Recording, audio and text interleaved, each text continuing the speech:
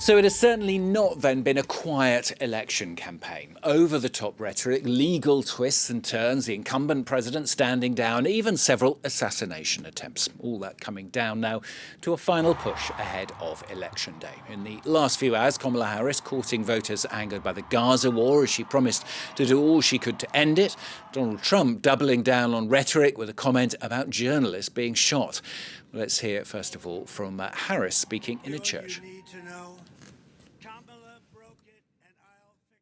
So, church, we have 2 days.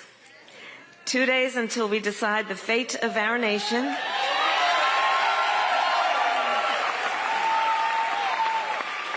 And here is what feeds my spirit as I travel across our beautiful nation from state to state and from church to church. I see faith in action in remarkable ways.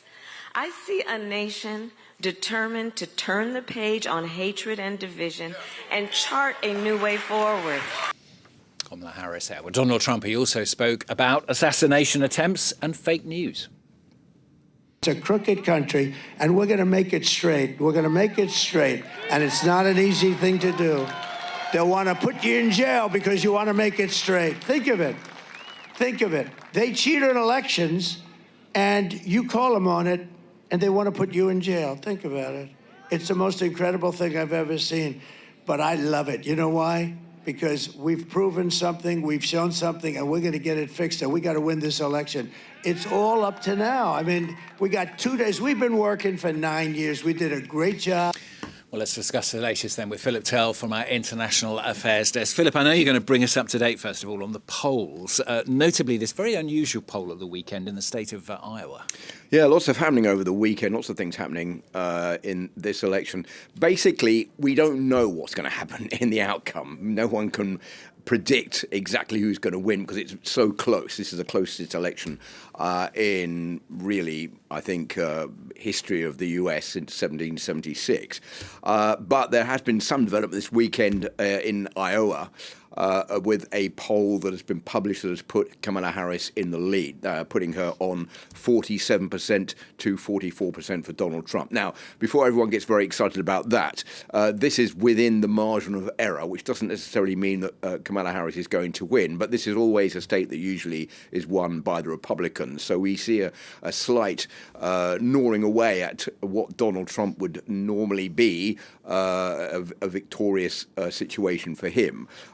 And if you look a bit closer at who is voting for what in this state, you can see that there is a move towards women voting more for Kamala Harris than men, especially women who are over 65.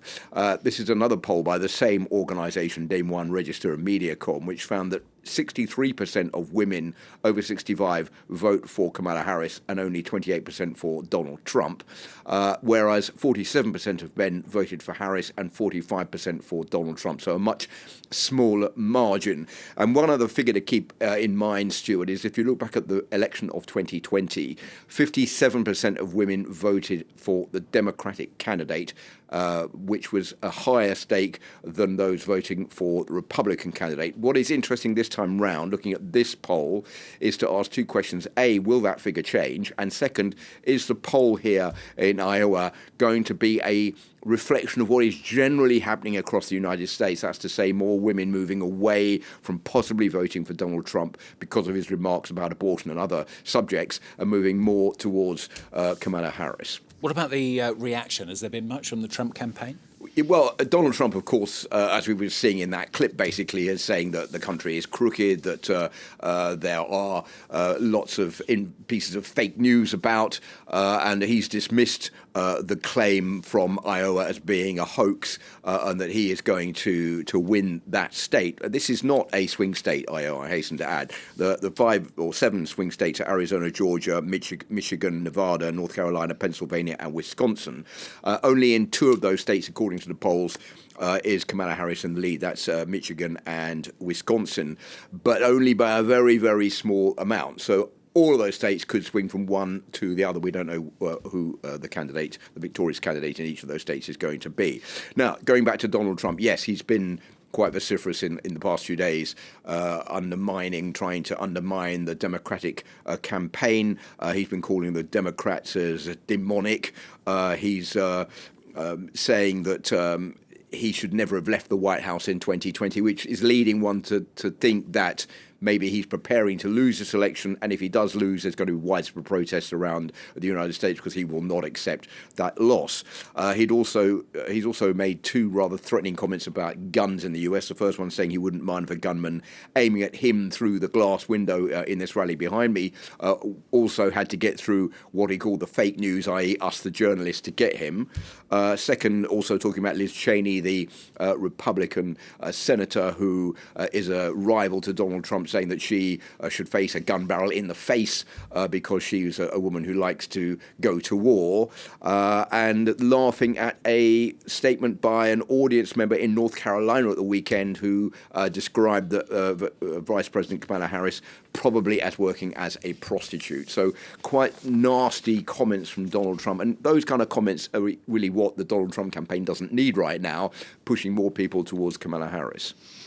Philip, a very, very divisive election, a historically close election. What do you think we should be keeping an eye out for then when it comes to polling days and the first results? OK, well, there's a lot of things to keep an eye out for. First one is the 7 swing states. We don't know how that is going to work. But what we do know is that the most important one is Pennsylvania, which is why the candidates have been so keen to be there. Why is that important? Because they have 19 electoral college votes, which is the highest of any of the swing states. And if you look back over the history of US elections, no president has been elected to the White House without having won Pennsylvania, which is why Donald Trump has been saying, if I win Pennsylvania, I'm going to win the election, which is also what Kamala Harris is thinking at the same time.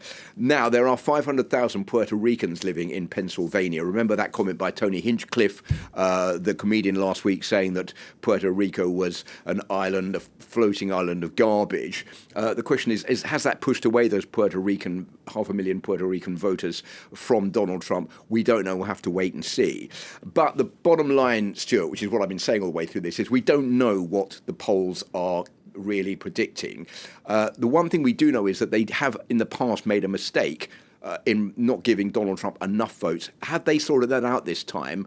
Are they giving us the true vote or not? I think all that we'll find out in just a couple of days now. Exactly. We're all on tenterhooks. Philip, thanks very much, Philip Turle, from my International Affairs Desk.